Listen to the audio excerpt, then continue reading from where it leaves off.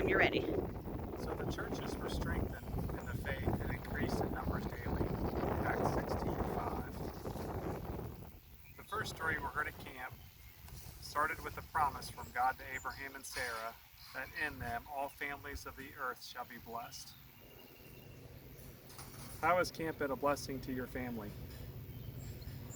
Camp's been a blessing to us because we've gotten time to spend with our family and daily devotions and chapel every day and just enjoying games and time with them that we normally don't always have when we're back at home.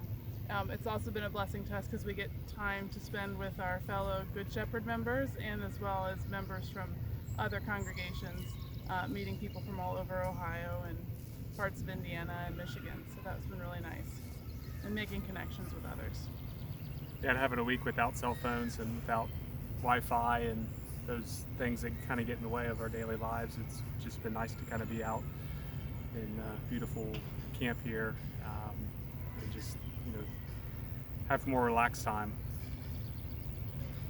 How does your week at camp help you bless others outside of camp? I was telling Jim, I said it would be, I guess, kind of nice. I can bring that same energy next week. We're having VBS, or I guess this week we're having VBS. I can bring that same energy back to the children of Good Shepherd and the community, and have them share in that joy as well. And I think again too to have a week where you're away from whatever your daily life is, whether it be work or watching the kids, and to be able to take that week to reflect on some have time alone, family and nature, to then to go back and reflect on that time and to be able to share God's love and stuff with people in a kind of a different way after you've been unplugged for a while.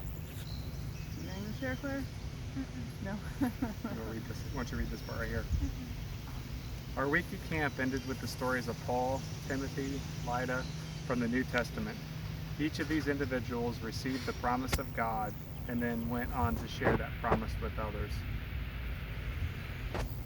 Where is one place that you've seen God's love in action this week? I guess I've seen it all over through the different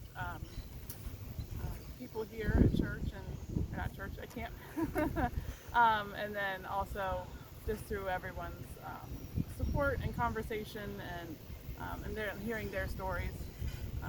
It's been good, and just seeing the families together and enjoying each other's time has been nice as well. I think one of seeing the staff and stuff have their outpouring of God's love on our children, to take them and to be excited and to just take them kind of off our hands and teach them stuff, but kind of treat them as their own. It's amazing to see that of kids that they haven't even met before and may not see again after this week. And then also the care of from adults to kids or kids to other adults, of again, some of it's been people that we've known from Good Shepherd, and other times it's people that we may never meet again, but just having that connection, that little short conversation sometimes that's meaningful and just a way to share God's love and support each other. Where is one place you've shared God's love this week? Again, I think it's just it's similar to what Jim has said. Just talking with other people and sharing with them, either through the daily discovery time with other adults, and hearing